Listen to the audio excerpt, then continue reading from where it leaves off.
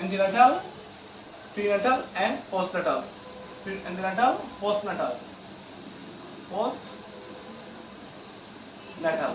Antenatal এবং postnatal পিরিয়ডের মধ্যে আমরা কিভাবে ডেলিভারি পেশেন্টগুলোকে কিভাবে আমরা এই তিনটা পিরিয়ডের মধ্যে কিভাবে আমরা এগুলো সম্পাদন করব, হ্যাঁ, এবং neonatal, antenatal, postnatal and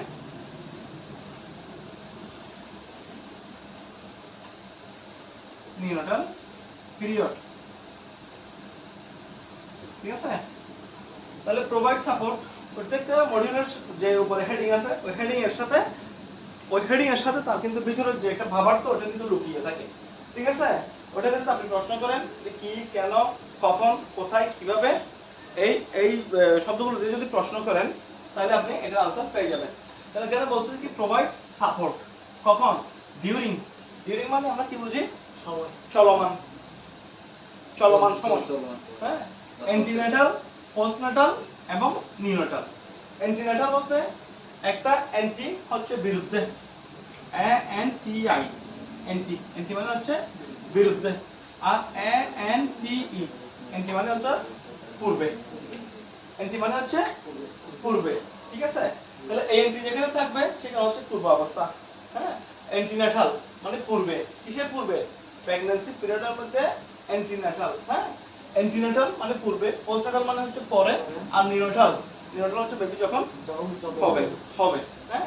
R during হচ্ছে যে ওই সময়ে, ওই ইন্ট্রান্যাটাল, হ্যাঁ, ইন্ট্রা মানে মধ্যবর্তী সময়টাকে বলা হয় ইন্ট্রান্যাটাল। তাহলে এখানে সাপোর্ট দিতে বলছে কাদেরকে? আমরা কাকে সাপোর্ট দিব? এটা কি বিষয়ে পড়াশোনা? গর্ভবতী মায়েদেরকে, হ্যাঁ। মায়েদেরকে কিসের সাপোর্ট দিব আমরা? প্রোভাইড প্রেগন্যান্সি কেয়ার, হ্যাঁ। প্রোভাইড কি করব? কেয়ার দিব, হ্যাঁ। পূর্বে, চলাকালীন সময়, বাচ্চা হওয়ার পরে। ঠিক আছে, মায়েদের। তাহলে প্রেগন্যান্সি কেয়ার দিতে গেলে আমরা এই প্রেগন্যান্সি টাইম হচ্ছে কতদিন, মানে টোটাল ডিউরেশনটা কতদিন? 36 মাস, 3 বছর, 36 সপ্তাহ, হ্যাঁ।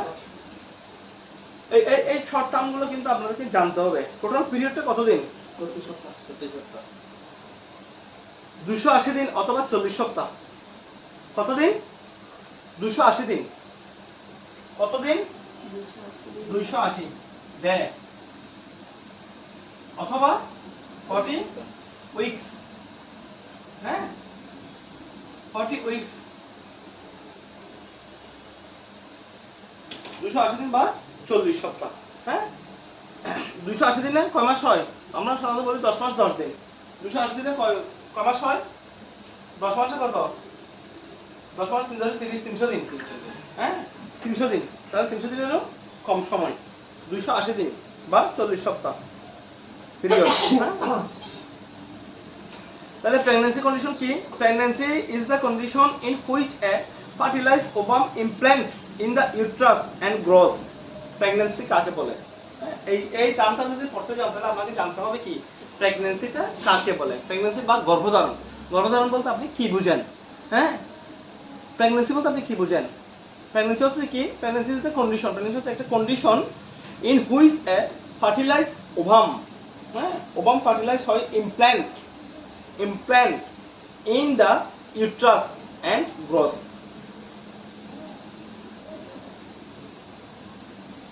ওভাম যখন ইমপ্ল্যান্ট করবে, হ্যাঁ, ওই সময় ওভাম যখন ইমপ্ল্যান্ট করে গ্রোস হবে, হ্যাঁ, যে সময়ের মধ্যে, ওই সময়টা হচ্ছে যে কি? প্রেগন্যান্সি পিরিয়ড, হ্যাঁ, প্রেগন্যান্সি পিরিয়ড, হ্যাঁ। এটার গেস্টেশন পিরিয়ড হচ্ছে 280 দিন বা 40 সপ্তাহ। আবার এর আগে ক্লাস করছিলেন না আপনি, হ্যাঁ। এই 280 দিনকে আমরা কয়টা ট্রাইমেস্টারে ভাগ করছি? 3টা ট্রাইমেস্টারে আমরা ভাগ করছি, হ্যাঁ। 3 ট্রাইমেস্টারের মধ্যে কি করতে হবে? আমাদের 3টা ভিজিট নিশ্চিত করতে হবে। প্রথম ট্রাইমেস্টার কতদিন? 12 সপ্তাহ। ফার্স্ট 12 সপ্তাহ হচ্ছে উইকস। ফার্স্ট 12 সপ্তাহ হচ্ছে যে প্রথম ট্রাইমেস্টার। সেকেন্ড ট্রাইমেস্টার হচ্ছে কতদিন? সেকেন্ড ট্রাইমেস্টার হচ্ছে যে 13 থেকে 24 সপ্তাহ, হ্যাঁ। তারপর 25 থেকে 40 সপ্তাহ হচ্ছে থার্ড ট্রাইমেস্টার, হ্যাঁ 25 থেকে 40 সপ্তাহ হচ্ছে যে কি থার্ড ট্রাইমেস্টার। হ্যাঁ তাহলে importance care during pregnancy, importance care during pregnancy, pregnancy এই এই টার্মগুলোর মধ্যে আমরা যখন মডিউলগুলো শেষ করব তখন দেখবেন আপনারা প্রত্যেকটা মডিউলের শেষে আপনারা কি পড়বেন কি পড়বেন না কি পড়ছেন ওটা কিন্তু সেলফ চেক আছে। সেলফ চেক মানে হচ্ছে নিজেকে নিজে চেক করা, আমি কি করছি সেটা প্রশ্ন দিয়ে আমি আমাকে প্রশ্ন করব। ঠিক আছে, আপনারা দেখেন মডিউল আনছে কেউ? মডিউল আনা নাই। তাহলে মডিউলের লাস্টের দিকে আপনারা দেখবেন রিভিউ কম্পিটেন্সি বলে একটা কথা আছে, সেখানে দেখেন প্রি প্রেগন্যান্সি রিস্ক হ্যাঁ ইজ অ্যাসেসড। প্রি প্রেগন্যান্সি রিস্কগুলো কি? প্রি প্রেগন্যান্সি বলতে প্রেগন্যান্সি হওয়ার আগে যে রিস্কগুলো, হ্যাঁ ওগুলো হচ্ছে প্রি প্রেগন্যান্সি রিস্ক। হ্যাঁ কখন হবে? Pre pregnancy risk refer to the various factors and condition that can increase the change of complication or adverse outcome during pregnancy if they are not addressed before conception. These risks encompass wide range of issues including chronic medical conditions like diabetes, hypertension, lifestyle factors such as the smoking and substance abuse, inadequate prenatal care and genetic factors. Identifying and mitigating pre-pregnancy risks through proper medicine evaluation, lifestyle adjustment and counseling is crucial to ensuring the healthcare pregnancy and reducing potential harm to both the mother and the developing fetus. 6 page 6 তাহলে pre pregnancy risk বলতে কি? দেখা যায় না আমরা অনেক সময় দেখা যায় কি এক মাস হয়েছে কনসেপ্ট করছে, এক মাস হয়েছে, এক মাস পরে বাচ্চাটা নষ্ট হয়ে গেছে, অ্যাবর্শন হয়ে গেছে, তাই না? ব্লিডিং হচ্ছে, অ্যাবর্শন হয়ে গেছে, 2 মাস হয়েছে অ্যাবর্শন হয়ে গেছে, 3 মাস হয়েছে অ্যাবর্শন হয়ে গেছে, এরকম অনেকগুলো হয় না? কি কারণে এগুলো হচ্ছে? হ্যাঁ আমাদের আগে কারণগুলো খুঁজে বের করতে হবে। যদি এই ধরনের হয় ওই কারণগুলো খুঁজে বের করে ওই কারণগুলো রিস্কগুলো কি, কি রিস্কগুলো, ওই রিস্কগুলোকে আপনাকে আগে সমাধান করতে হবে, তারপর আপনি কনসেপ্ট করতে পারবেন। হ্যাঁ আদারওয়াইজ আপনার মিসক্যারেজ হয়ে যাবে। হ্যাঁ যতবারই করবেন আপনি ততবারই অ্যাবর্শন হয়ে যাবে। ঠিক আছে, তাহলে ওই প্রবলেমগুলো কি কি? যদি আপনার ওয়েট বেশি থাকে তাহলে ওয়েট কমাতে হবে, ডায়াবেটিস থাকলে ডায়াবেটিস কমাতে হবে, হাইপারটেনশন থাকলে হাইপারটেনশন কমাতে হবে। ঠিক আছে, অ্যানিমিয়া থাকলে অ্যানিমিয়া প্রিভেন্ট করতে হবে। এই প্রবলেমগুলো যখন আপনি সলভ করবেন তখন আপনি কনসেপ্ট করেন, এরপর যদি আপনি কনসেপ্ট করেন তাহলে কি হবে? আর অ্যাবর্শন হবে না। ঠিক আছে, তাহলে আমাদের প্রি প্রেগন্যান্সি রিস্কগুলো কি কি কে বলতে পারবে? ওল্ড পেজ প্রি প্রেগন্যান্সি রিস্কগুলো। হ্যাঁ প্রি প্রেগন্যান্সি রিস্কগুলো কি কি? প্রি প্রেগন্যান্সি রিস্ক বলতে যেগুলো আমাদের প্রেগন্যান্সিতে বা গর্ভধারণ করতে আমাদের ঝুঁকি, গর্ভধারণের ঝুঁকিগুলো কি কি? হ্যাঁ গর্ভধারণের ঝুঁকিগুলো কি কি? যেগুলো আমাদেরকে গর্ভধারণ স্যার, তারপরে হ্যাঁ সরি হেভি ওয়েট স্যার, হ্যাঁ গুড হেভি ওয়েট। তারপরে হচ্ছে স্যার আপনার এই ইন্ডিভিজুয়ালি বলেন, ইন্ডিভিজুয়ালি বললে জিনিসগুলো ইজি হবে। কেমন? এখন আমি ক্লাসের মধ্যে যখন জিজ্ঞেস করি তখন বলতে সবাই আমি পারবো। তখন ইন্ডিভিজুয়ালি যখন বলি তখন হ্যাঁ পারবেশ জি বলো। হ্যাঁ বসো বসো বসো। Sir heavy weight, Heavy weight. Diabetes থাকলে ডায়াবেটিস নিয়ন্ত্রণ করা, প্রি প্রেগন্যান্সি রিস্ক। হ্যাঁ প্রি প্রেগন্যান্সি রিস্ক কি কি? ডায়াবেটিস থাকলে ডায়াবেটিস নিয়ন্ত্রণ করা। হ্যাঁ মানে রিস্কগুলো বলো, নিয়ন্ত্রণ করতে হবে না, শুধু মানে রিস্কগুলো বলো, নামগুলো রিস্কের নামগুলো।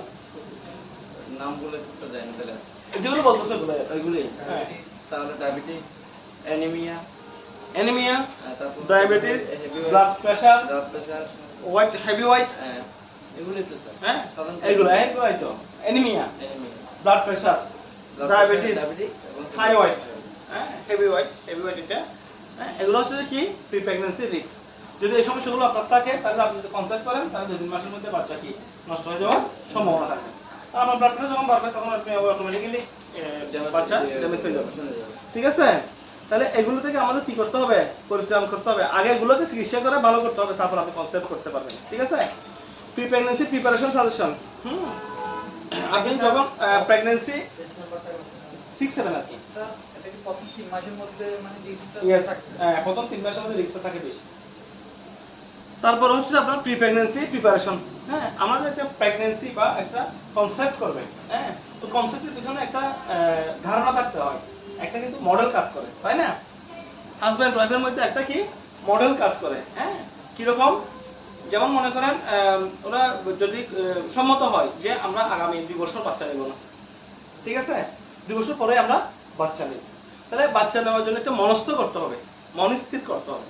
মনস্থির যদি না করেন তাহলে আপনার কি হবে, এলোমেলো হয়ে যাবে, হ্যাঁ, কারণ এখানে একটা প্রিপারেশনের ব্যাপার আছে, একটা প্রস্তুতির ব্যাপার আছে, টাকা পয়সার প্রস্তুতির ব্যাপার আছে, ডক্টরের ভিজিটের প্রস্তুতির প্রয়োজন আছে, তারপর আপনার যদি কোনো এনিমিয়া থাকে ওগুলার কাভারেজ করার জন্য প্রস্তুতির প্রয়োজন আছে, তারপর যদি আপনি কোনো নেশাগ্রস্ত হয়ে থাকেন, যদি আপনি ড্রিঙ্ক করেন, যদি আপনি স্মোক করেন, তাহলে ওই অভ্যাসগুলো থেকে আপনাকে ফিরিয়ে আসতে হবে, হ্যাঁ, তারপর আপনি কনসেপ্ট করতে পারবেন। তারপর হচ্ছে যে কি reach and maintain the healthy weight, হ্যাঁ, যদি আপনার ওয়েট বেশি হয়ে থাকে ওই ওয়েটটাকে আপনাকে কি করতে হবে, কমাইতে হবে, মেনটেন করতে হবে, হ্যাঁ, তারপর যদি কোনো সহিংসতা থাকে তাহলে সেই সহিংসতা কমাইতে হবে। তারপর হচ্ছে কি লার্ন ইউর ফ্যামিলি হিস্ট্রি। আমরা তো নিউ কাপল, আমরা তো জানি না, হ্যাঁ, আমার শ্বশুর বাড়ির সম্পর্কে আমি বেশি কিছু জানি না, হ্যাঁ, ও আমার বাবার বাড়ির সম্পর্কে আমার সম্পর্কে জানা না, হ্যাঁ, আমার ফ্যামিলিতে কোনো হিস্ট্রি আছে কিনা, কি ধরনের হিস্ট্রি আছে, ওগুলো কিন্তু আমার ওয়াইফকে জানতে হবে। আমার ওয়াইফের ফ্যামিলির মধ্যে কি হিস্ট্রি আছে, ওরা মনে করেন 5 বোন আছে, বা মা আছে, দাদি আছে, নানি আছে, হ্যাঁ, ওদের ফ্যামিলির হিস্ট্রিটা আমাকে জানতে হবে। কি হিস্ট্রি জানতে হবে বলতো? অনেকে দেখা যাচ্ছে ফ্যামিলি হিস্ট্রি দেখা যায় যে মানে ওনার মা বিয়ে মানে ধরেন স্যার কেমন কেমনে বোঝাবো, তোমাকে দিয়ে বোঝাও না, তুমি তোমার কথা বলো। আমার মা, হ্যাঁ, তো আমার আম্মার ক্ষেত্রে বিয়ে হওয়ার পর আমার বড় ভাই, তোমার মায়েরা মনে করো 5 বোন, হ্যাঁ, তোমার মা হচ্ছে সবার ছোট, ছোট, ঠিক আছে, তাহলে বিফোর যে প্রিভিয়াস আরো 4টা বোন আছে ওদের হিস্ট্রি এগুলো আমি জানতে হবে। কি জানতে হবে?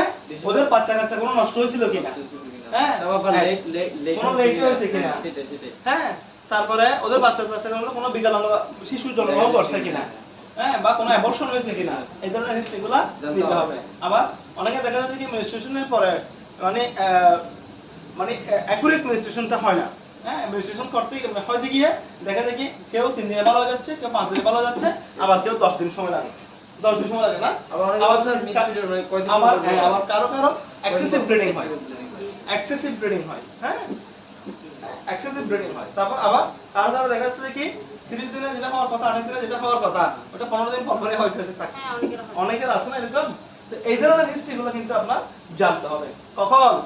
যখন আপনি পরিকল্পনা করছেন যে বেবি আপনি নেবেন, ঠিক আছে, ওই হিস্ট্রিগুলো কেন জানতে হবে আপনার? কারণ এগুলো আপনার ডক্টরকে জানাতে হবে,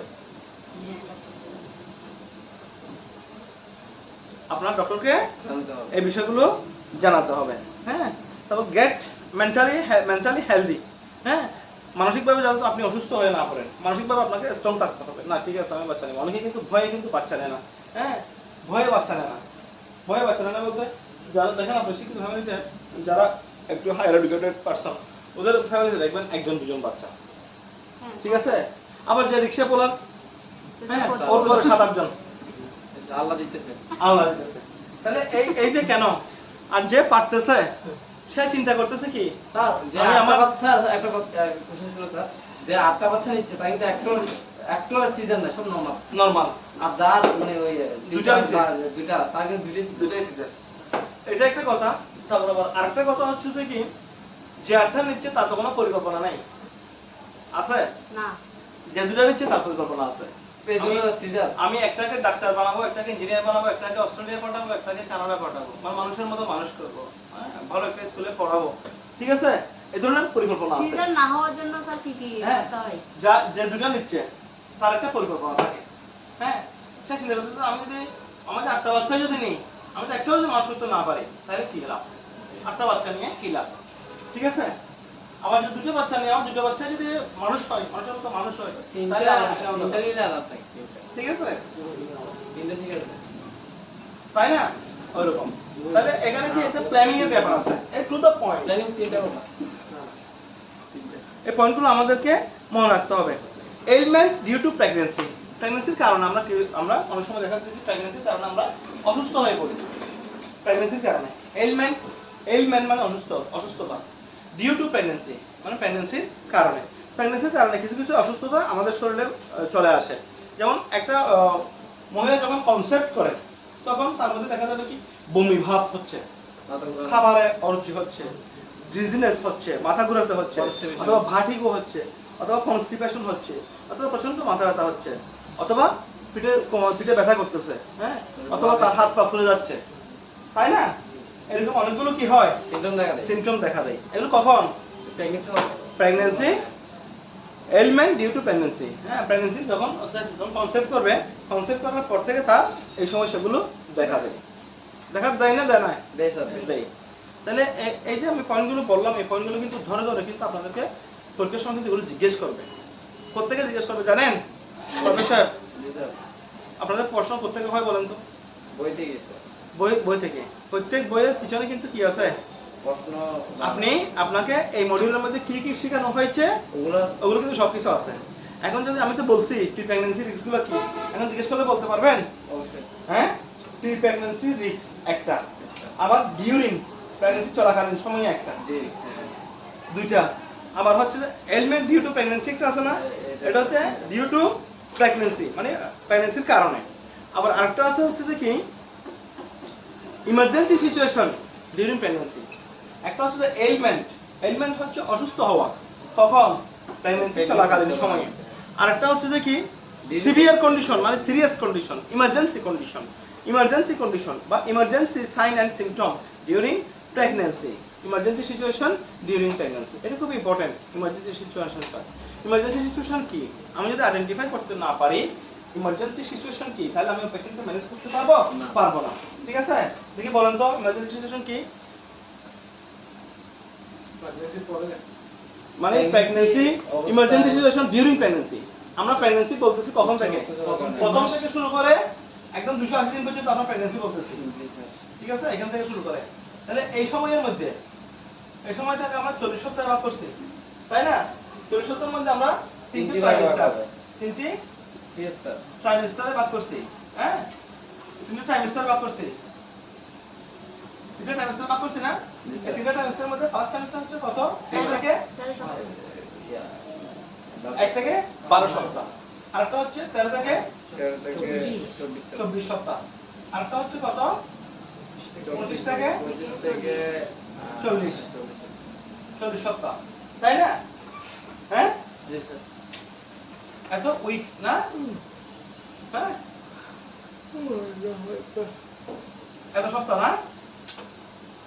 এই তিনটে ট্রাইমেস্টারে ভাগ করছে। এখন পরীক্ষাগুলো আপনাকে জিজ্ঞেস করবে যে প্রেগন্যান্সি পিরিয়ডকে কয় ভাগে ভাগ করছে। আপনাদের পরীক্ষাগুলো কিন্তু প্রশ্নগুলো কিন্তু অত বড় ক্রিটিক্যাল না, অত বড় বেশি কঠিনও হবে না। আপনারা শুধু জাস্ট মনোনিবেশটা করতে পারলে হয়ে যাবে। এখন আমরা যেগুলো পড়াচ্ছি, এই যে আজকের একটা টপিক পড়াচ্ছি আপনাদেরকে, হ্যাঁ, এখানে আমি তিনটে কথা বলছি। একটা হচ্ছে প্রেগন্যান্সি কাকে বলে, এক। দুই নম্বর হচ্ছে প্রেগন্যান্সি পিরিয়ড কতদিন। তিন নম্বর হচ্ছে প্রেগন্যান্সি পিরিয়ডকে কয়টা ভাগে ভাগ করা হয়। তারপর হচ্ছে প্রি প্রেগন্যান্সি রিস্কগুলো কি, 4। 5 নম্বর হচ্ছে ডিউরিং প্রেগন্যান্সি মানে প্রেগন্যান্সি চলাকালীন সময়ে রিস্কগুলো কি, 5। 6 নম্বর হচ্ছে যে প্রেগন্যান্সির মধ্যে ইমার্জেন্সি সিচুয়েশন ডিউরিং প্রেগন্যান্সি চলাকালীন সময়ে ইমার্জেন্সি সিচুয়েশনগুলো কি? পারভেজ বলতে পারবেন ইমার্জেন্সি সিচুয়েশন কি? উচ্চ রক্তচাপ। হলো প্রি ইমার্জেন্সি মানে খুব জরুরি। এগুলো হলো আপনি পেশেন্টকে বাসায় রাখতে পারবেন না, পেশেন্টকে মেডিকেলে ভর্তি করাতে হবে। হ্যাঁ, যেমন vaginal bleeding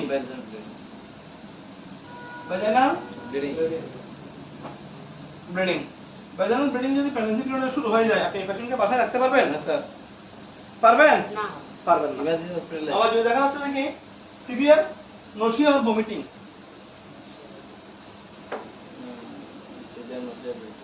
nausea NAUSIA, nausea SEA, nausea and vomiting VOMITING। তাহলে সিভিয়ার ব্লিডিং, যখন সিভিয়ার ব্লিডিং হবে তখন ওই পেশেন্টকে আপনি বাসায় রাখতে পারবেন না, অ্যাজ সুন অ্যাজ পসিবল ডাক্তারের কাছে নিতে হবে। আবার যদি দেখেন যে কি সিভিয়ার নশিয়া বা সিভিয়ার ভমিটিং হচ্ছে, তাহলে সেই পেশেন্টকেও আপনি রাখতে পারবেন না। হ্যাঁ, decrease movement of the baby, হ্যাঁ, ডিক্রিজ DECREASE, ডিক্রিজ কি হবে? Movement of the baby, decrease movement of the baby. Baby.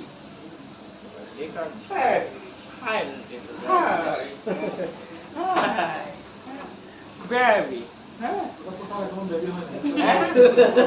ওটাকে বেবি বলে না ওটাকে বলে আরেকটা কি জানি বলে বেবিটাকে কি কিডস প্যাডের ভিতরে যখন থাকবে তখন এটাকে প্যাডাল নাকি একদমই একটা বলে বেবি বলে এটাকে বেবি তো decrease movement of the baby.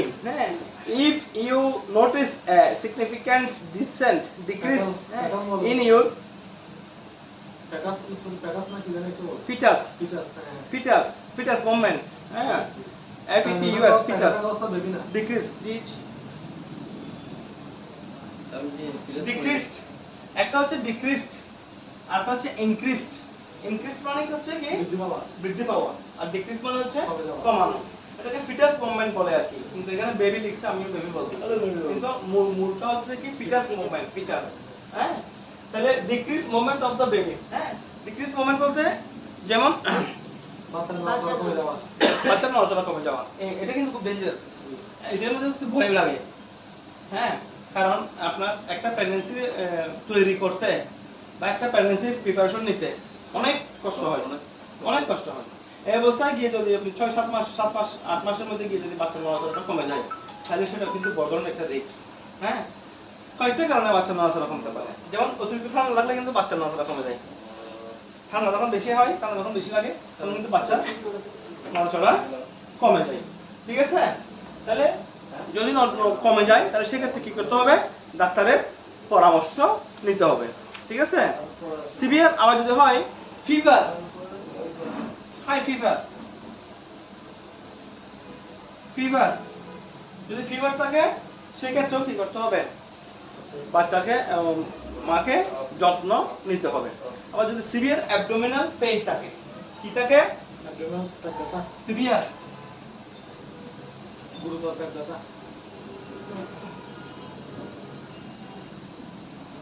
Severe abdominal pain প্রচন্ড ব্যথা হ্যাঁ যদি থাকে সেক্ষেত্রেও আপনার পেশেন্টকে ডক্টরের শরণাপন্ন করতে হবে সিজার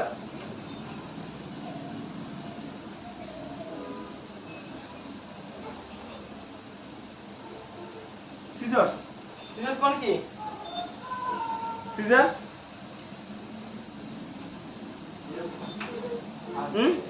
বাচ্চা হওয়ার আগে সিজার্স মানে কি একটা হচ্ছে সিজার এটা একটা হচ্ছে SCESSOR SCESSOR এটাও সিজার এই সিজারটা হচ্ছে কি কাশি হ্যাঁ আর এই সিজারটা হচ্ছে কি কাঁপুনি বা খিঁচুনি সিজার মানে কি খিঁচুনি হ্যাঁ যদি মায়ের খিঁচুনি চলে আসে তাহলে সেক্ষেত্রে কিন্তু অবশ্যই as soon as possible ডাক্তারের কাছে নিয়ে যেতে হবে কেমন তারপর একটা হচ্ছে কি সাসপেক্টেড রাপচার মেমব্রেন ওই যে আপনি যেটা বললেন ওই পানি ভেঙে যাওয়া হ্যাঁ ওটাকে কি বলে সাসপেক্টেড রাপচার মেমব্রেন হ্যাঁ suspected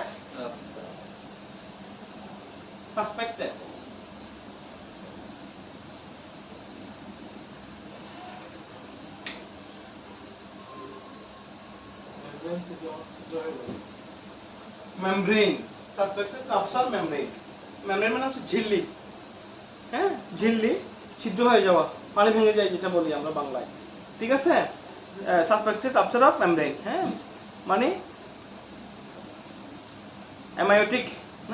amniotic sac if you suspected your amniotic sac has ruptured and you are not in labor contact your healthcare provider immediately prolonged rupture of the membrane can increase the risk of infection ঠিক আছে তারপর সর্বশেষ যেটা আছে সেটা হচ্ছে কি শক হ্যাঁ শকে যাওয়া মানে কি শকে যাওয়া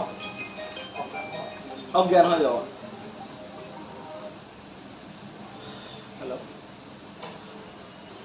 হ্যাঁ বলেন না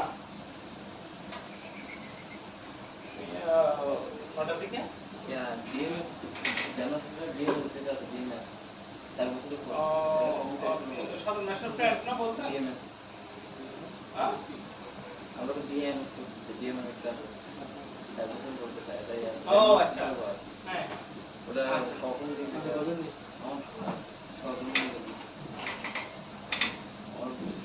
আচ্ছা আপনি 9টা থেকে চলে আসেন আমি দেখে দিব কেমন না ওটা আমি আগে দেখি না জিনিসটা আমি দেখে আপনাকে সাজেশন দিব কষ্ট করে একটু আসতে পারবেন না রাত 9টার সময় হ্যাঁ হ্যাঁ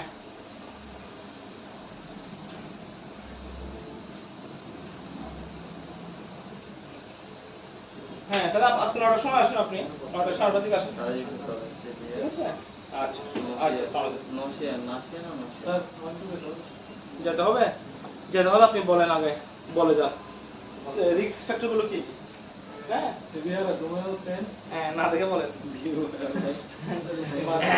রিস্ক ফ্যাক্টর গুলো কি রিস্ক ফ্যাক্টর বলতে আমরা কিসের রিস্ক ফ্যাক্টর কথা বলতেছি প্রেগন্যান্সি রিস্ক ফ্যাক্টর কথা বলতেছি কেমন রিস্ক ফ্যাক্টর হ্যাঁ 5 মিনিট সময় দিতে পারবেন না ইমার্জেন্সি সাইন গুলো কি কি প্রেগন্যান্সি পিরিয়ডে ইমার্জেন্সি সাইন গুলো কি কি ইমার্জেন্সি মানে কোনটাকে আমি ইমার্জেন্সি মনে করব প্রেগন্যান্সি পিরিয়ডে আমাদের প্রেগন্যান্সি পিরিয়ড হচ্ছে কতদিন 40 280 দিন 280 দিন বা 40 সপ্তাহ ঠিক আছে 40 সপ্তাহ হ্যাঁ এর মধ্যে 37 38 উইকের মধ্যে কিন্তু হয়ে যায় 39 পর্যন্ত পৌঁছায় কম মনে হয় 37 38 এর মধ্যে হয়ে যায় হ্যাঁ তাহলে এই পিরিয়ডের মধ্যে আমাদের কিছু ডেঞ্জারাস পিরিয়ড আছে ডেঞ্জারাস পিরিয়ড বলতে রিস্ক খুব রিস্ক মানে আমাদের জন্য খুব রিস্ক একটা টাইম আছে ইমার্জেন্সি সাইন প্রথম 3 মাস কোথাও রানিং করা যাবে না ওটা না এটা হচ্ছে যে emergency sign symptom during pregnancy during emergency sign যেগুলো ফলে আপনাকে দ্রুত ইমার্জেন্সি বা ডাক্তারের কাছে নিতে হবে মেডিকেলে যেতে হবে এগুলোই স্যার হ্যাঁ severe abdominal pain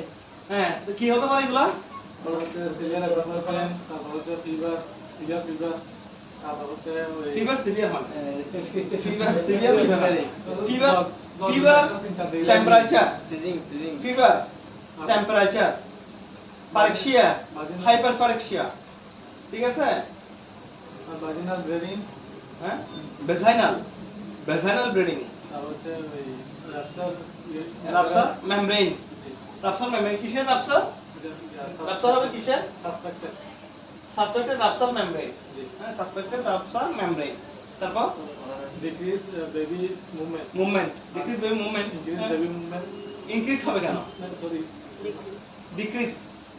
decrease baby movement increase হলে তো ভালো আর রশিয়ান মুভি নশিয়া এন্ড ভমিটিং স্যার এগুলো হ্যাঁ এগুলাই তো ইমার্জেন্সি সাইন হ্যাঁ সিজার সিজার মানে কিছু নেই হতে পারে আমরা ইমার্জেন্সি বলবো কখন ইমার্জেন্সি বলবো কখন যদি আমরা বলি না পানি ভেঙে গেছে হ্যাঁ, মানে অ্যামানিটিক ফুড যেটা আছে এই ফ্লুইড যেটা আছে ওটা আপনার কি হয়ে গেছে ভেঙে গেছে এটা রিস্ক ওই সময়ের জন্য এক দুই নম্বর মধ্যে সিজার বা কিছু আসা তিন নম্বর সয়েলিং যদি কোনো কারণে বাচ্চার মায়ের পা ফুলে যায় মা পা ফুলে যায় 4 নম্বর হচ্ছে সিভিয়ার অ্যাবডোমিনাল পেইন খুব করে যদি প্রচুর ব্যথা হয় 5 নম্বর হচ্ছে হাইপার পারেক্সিয়া মানে পাইরেক্সিয়া মানে হচ্ছে জ্বর আর হাইপার পারেক্সিয়া মানে হচ্ছে সিভিয়ার ফিভার ঠিক আছে জ্বর মানে 104-5 ডিগ্রি হয়ে গেল 5 ডিগ্রি হয়ে গেল তাহলে এই 4-5টা কন্ডিশন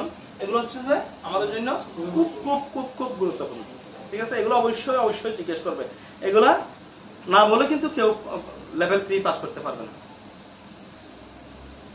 এক টেবিলে কিন্তু এগুলা জিজ্ঞেস করবে হ্যাঁ এগুলো বলতে হবে ঠিক আছে তো সেই কারণে আমি চাচ্ছি ইন্ডিভিজুয়ালি আপনারা জিনিসগুলো আয়ত্ত করে ফেলেন হ্যাঁ যেমন আজকে আমি কি পড়াইছি ওটা বলে আপনি চলে যান ঠিক আছে আজকে এই যে শর্ট টাইমের মধ্যে আমি কি পড়াইছি প্রেগন্যান্সি কাকে বলে গুড তারপর প্রেগন্যান্সির পূর্বে কি কি করবে রিস্ক এবং প্রেগন্যান্সির পূর্বে রিস্ক এগুলোকে আমরা কি বলবো প্রি প্রেগন্যান্সি রিস্ক তারপর হচ্ছে চলাকালীন ডিউরিং প্রেগন্যান্সি তারপর হচ্ছে পোস্ট নাটাল মানে পোস্ট বলেন প্রি প্রেগন্যান্সি রিস্কগুলো কি বলেন প্রি প্রেগন্যান্সি আগে হ্যাঁ প্রি প্রেগন্যান্সি রিস্কগুলো কি কি এগুলো থাকলে আমি কিন্তু কনসেপ্ট করতে পারবো না diabetes control pre pregnancy risk এগুলো থাকলে আমি কনসেপ্ট করতে পারবো না ওগুলো ঠিক করে আমাকে কনসেপ্ট করতে হবে কি কি হতে পারে? অ্যানিমিয়া, ডায়াবেটিস কন্ট্রোল করতে হবে। কন্ট্রোল করতে হবে, এটা না, আপনি রিক্সের নামগুলো বলেন। ডায়াবেটিস, তারপর হচ্ছে weight, white, heavy white, over white. Overweight, diabetes হতে পারে, ওভারওয়েট হতে পারে, হাইপারটেনশন হতে পারে না, হাইপারটেনশন হতে পারে, অ্যানিমিয়া হতে পারে, অ্যানিমিয়া হতে পারে, তারপরে হ্যাঁ ব্লাড প্রেশার হতে বলছি, হাইপারটেনশন বা ব্লাড প্রেশার, অ্যানিমিয়া, রক্তশূন্যতা। রক্তশূন্যতা আছে যার কারণে আপনি কনসাল্ট করলে কিন্তু সমস্যা হবে। আবার কিছু কিছু অ্যাবিউজ আছে, ড্রাগ অ্যাবিউজ। আমার হ্যাবিট আছে যে মানে ড্রাগ নেওয়ার হ্যাবিট আছে, ওগুলো কিন্তু কি করতে হবে? ওগুলো পরিহার করতে হবে, ঠিক আছে? এগুলো হচ্ছে প্রি প্রেগন্যান্সি রিস্ক। এবং ডিউরিং হ্যাঁ প্রি প্রেগন্যান্সি প্রিপারেশন আছে ডিউরিং চলাকালীন সময়ে। হ্যাঁ, element due to pregnancy, pregnancy যখন হবে তখন কি কি অসুস্থ হতে পারে? একটা হচ্ছে প্রি প্রেগন্যান্সি রিস্ক, একটা হচ্ছে যে প্রেগন্যান্সি হলে কি কি ধরনের অসুস্থ হতে পারে। যেমন তার বমি হতে পারে না, মাথা ঘুরাতে পারে না, হ্যাঁ অস্থিরতা লাগতে পারে না, ব্লাড প্রেশার বেড়ে যেতে পারে না, ঠিক আছে? কিছু খেতে থাকে না।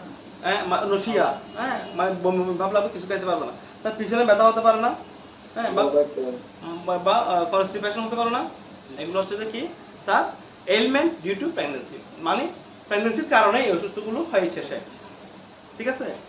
কিছু অসুস্থতা থাকলে কনসেপ্ট করা যাবে না, এক। দুই নাম্বার, যখন কনসেপ্ট করে ফেলবে তখন কিছু অসুস্থতা তার মধ্যে দেখা যাবে, ঠিক আছে? দুই, কনসেপ্ট করে ফেলছে, কয়েক মাস গেছে, তারপর 6 মাস 7 মাস হয়ে গেছে, এখন কিছু রিস্ক ফ্যাক্টর চলে আসছে, এখন কিছু মানে সিভিয়ার ইমার্জেন্সি সিচুয়েশন চলে আসছে, ঠিক আছে? যেমন বাচ্চার নড়াচড়া যদি কম হয়, 7-8 মাস হয়ে গেছে, এই সময় যদি বাচ্চার নড়াচড়া কম হয় তাহলে সেটা কিন্তু রিস্ক। বুঝা গেছে? যদি হুট করে ব্লিডিং হয়ে যায় এটাও রিস্ক। রাপচার মেমব্রেন হলে রিস্ক। অতিরিক্ত জ্বর রিস্ক। খিঁচুনি রিস্ক। শক রিস্ক। কয়টা বললাম? হ্যাঁ, এনাফ। এই কয়টা বলতে বলে তো এনাফ, ঠিক আছে? এগুলো আশা করি পারবেন, তাই না? হ্যাঁ, প্রশ্ন করে দিতে পারে ইয়েস স্যার, ডেলিভারির সময় বাচ্চা মারা যাওয়ার কারণটা কি? ডেলিভারির সময় বাচ্চা মারা যাবে, এটা হচ্ছে বিভিন্ন কারণে মারা যেতে পারে। আমরা এখানে ডেলিভারির সময় বাচ্চা মারা যাবে ইতিহাস খুব কম। এই ধরনের ডেলিভারির সময় বাচ্চা মারা যাবে এই ধরনের প্রবলেম কম। এটা হচ্ছে আমার সাথে। হ্যাঁ, কারণ এটা হচ্ছে ফর সেফ। ডেলিভারির সময় বাচ্চা মারা যাবে কোন সময় যদি বেশি ক্রিটিক্যাল বাচ্চা থাকে, বা অনেক হ্যাঁ, যেমন মনে করেন গলার মধ্যে নার্ভ পেঁচা যায় অনেক সময়, হ্যাঁ, পজিশন ঠিক থাকে না, হ্যাঁ, তারপরে মানে সিভিয়ার অ্যানিমিয়া অথবা কি কম সময় মানে 7 মাস প্রিম্যাচিউর হলে ওর ক্ষেত্রে শুধু মানে মারা যাওয়ার সম্ভাবনা থাকে, আদারওয়াইজ কিন্তু এরকম মারা যাওয়ার সম্ভাবনা থাকে, ঠিক আছে? তো দক্ষ যদি দিয়ে করানো হয় আর কি। আমার বেশিরভাগ স্যার এখন বাসায় করেছে স্যার। আমাদের ওইদিকে স্যার আমি মানে স্যার পুশ করছি আমি 7 মাস হয়ে গেছে, ওইটা বাচ্চা মারা গেছে। হ্যাঁ, বেশিরভাগ ক্ষেত্রে এরকমই হয়ে থাকে। তো স্যার বাচ্চা নরমাল হওয়ার জন্য কি কি করতে হবে, কি কি পদক্ষেপ নিতে হবে? বাচ্চা নরমাল হওয়ার জন্য বাচ্চাতে আপনি নরমাল হবে। আচ্ছা ঠিক আছে, আমরা যেভাবে মনে করেন আপনার মানুষ যেভাবে কনসেপ্ট করতেছে, ঠিক আছে? পশু পাখিও তো এরকম ভাবে কনসেপ্ট করতেছে, তাই না? তাহলে সেক্ষেত্রে দেখা যাচ্ছে যে কি ওদের কোনো চিকিৎসা এরকম হয়, ওদের কোনো নরমাল হচ্ছে না, সবগুলা নরমাল হচ্ছে না। জি নরমাল। এক সময় আমাদের যখন এরকম চিকিৎসা ব্যবস্থা উন্নত ছিল না, তখন গ্রামগঞ্জে সবগুলো নরমাল হয়েছে না? স্যার আমরা হচ্ছে 4 ভাই 3 বোন স্যার। হ্যাঁ, সবগুলো নরমাল হয়েছে না? সব নর্মাল স্যার। নরমাল হয়েছে না? জি স্যার। কিন্তু এখন নরমাল হচ্ছে এখন না। বেশিরভাগই এখন নরমাল হচ্ছে না বলতে কি কারণে? এখন তো আল্লাহ দিয়ে বেশি গেছে। হ্যাঁ স্যার, আল্লাহ দিয়ে বেশি বলবো না, আল্লাহ দিয়ে বলে এটা জিনিসটা ভুল হবে। মানে চিকিৎসা ব্যবস্থা উন্নত হয়েছে। চিকিৎসা ব্যবস্থা উন্নত হয়েছে, মানুষ আমার ব্যথা পাবে কেন? ওদের কোনো ব্যথা দরকার আছে? ইঞ্জেকশনটা দিয়ে আমাকে বাচ্চাটা ব্যথা ফেলবে, আমার ব্যথা কি দরকার? ওই কারণে সিজারটা হচ্ছে। হ্যাঁ, নর্মাল হলে একটু পেইন থাকে, হ্যাঁ, ওটার জন্য মানুষের নর্মাল যদি ডেলিভারি হয় সেটা ভালো, তো বাচ্চার জন্য ভালো, বাচ্চা মায়ের জন্য ভালো। মায়ের জন্য ভালো। নর্মাল ডেলিভারি হলে কিছু সুবিধা আছে, কিছু অসুবিধা আছে। কিছু সুবিধা হচ্ছে যে কি, নর্মাল ডেলিভারি হলে সুবিধা হচ্ছে যে বাচ্চা স্ট্রং হয়, মাও ভালো থাকে। তারপরে মাও ভালো থাকে, হ্যাঁ, নর্মাল ডেলিভারি হলে, হ্যাঁ, এত বেশি ক্রিটিক্যাল সিচুয়েশন যাইতে হয় না। আর যদি সিজারিং হয় তাহলে সেক্ষেত্রে দেখা যায় কি সিজারের বাচ্চা কিন্তু আবার ব্রেনই হয় নর্মালের চেয়ে। নর্মাল বাচ্চাদের ক্ষেত্রে মাথার মধ্যে চাপ লাগে, হ্যাঁ, আর সিজারের বাচ্চাদের মাথায় চাপ লাগে না, জাস্ট শুধু হাত ধুয়ে নিয়ে ফেলো, আলাদা করে নিয়ে ফেলো, ঠিক আছে। Interesting subject. কিন্তু স্যার জিনিসটা হচ্ছে স্যার নর্মালটাই হবে স্যার, এটা কাটা লাগে, আবার এটা হ্যাঁ, কাটা লাগে, আবার মা কষ্ট পায়, দেখা যায় একটা সময় লো ব্যাক পেন দেখা দেয়। লো ব্যাক পেন দেখা যায়, ঠিক আছে। তাহলে এগুলো ছিল আমাদের আজকের টপিক, হ্যাঁ। তো আমি আপনাদের কাছে অনুরোধ করবো আপনার ক্লাস উপস্থিতি একটু বাড়াতে হবে। ক্লাস উপস্থিতি কম হলে আমি কেমনে ক্লাস করবো? টাইমটা যেটা আর দিচ্ছে ক্লাস স্যার, যদি না করে, হ্যাঁ, ক্লাস যদি না করে তাহলে কিছু কি বুঝতে পারবে, কিছু কি জানতে পারবে? আমি আজকে যে ক্লাসটা করছেন আপনারা, এই ক্লাসে আপনি বলেন তো একটা দুটো শব্দ তো শিখছেন, অবশ্যই স্যার। দু একটা শব্দ তো শিখছেন। তাহলে এখান থেকে আমরা পরীক্ষায় দেখেন, এখান থেকে আমরা 5টা প্রশ্ন কিন্তু পরীক্ষার জন্য আয়ত্ত করে ফেললাম। কি কি 5টা প্রশ্ন আয়ত্ত করছে? 1 নম্বর হচ্ছে প্রেগন্যান্সি কাকে বলে, 2 নম্বর হচ্ছে প্রি প্রেগন্যান্সি রিস্কগুলো কি কি, আর 3 নম্বর হচ্ছে কি এলিমেন্ট ডিউ টু প্রেগন্যান্সি, ঠিক আছে। তারপর হচ্ছে যে প্রেগন্যান্সি প্রিপারেশন, তারপর হচ্ছে কি ইমার্জেন্সি সিচুয়েশন ডিউরিং প্রেগন্যান্সি। এই 5টা প্রশ্ন। এখন যদি আপনি প্রশ্ন করেন আমাকে, স্যার এই 5টা প্রশ্ন কি পরীক্ষায় আসবে? হ্যাঁ, আসবে?